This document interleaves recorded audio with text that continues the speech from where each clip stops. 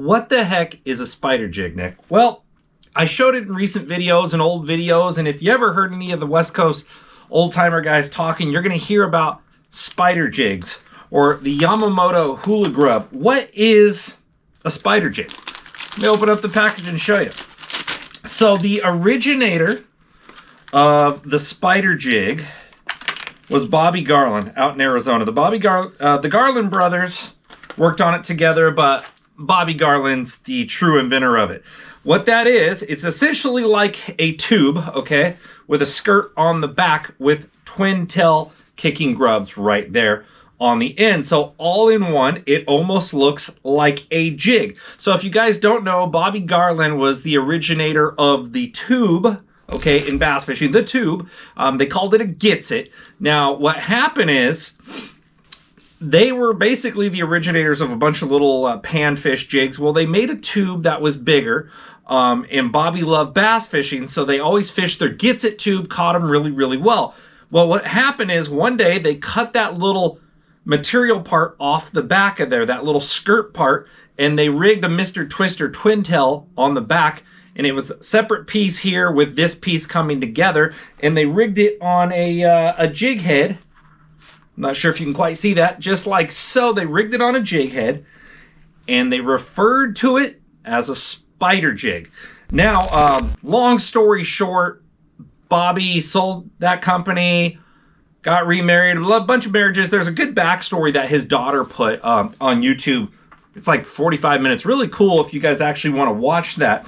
Now, so the long story short part. So what happens is, it gets tossed around. Other companies start making spider jigs.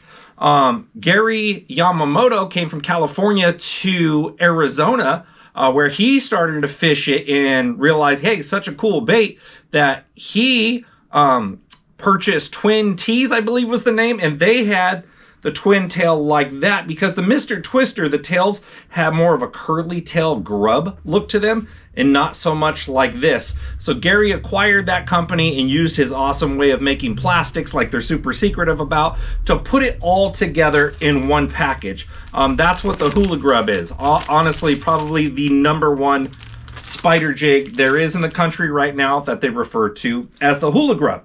Now, why would you throw a spider jig over a traditional jig, okay? And this is where this big conversation comes up. And if you go and you look, and I always research everything I'm talking about to see and check my own history and verify, it's fascinating because guys don't realize that the biggest difference is the less you do with a traditional jig, the better it works for you. The more it does with the less you do. Whereas with the spider jig, the Hula Grub, it has more action on the move. Slow moving traditional jig.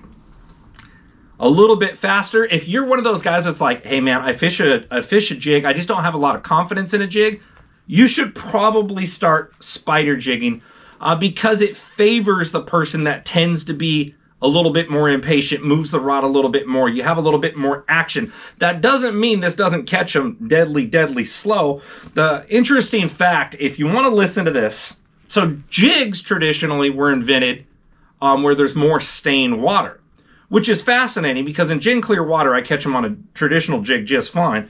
But out in Arizona, it's deep and crystal clear, and that's where the spider jig exploded. So keep that in mind. This works remarkably well in clean water. There's also something else very interesting about the Hula Grub, the spider jig here, is you can rig it a ton of different ways.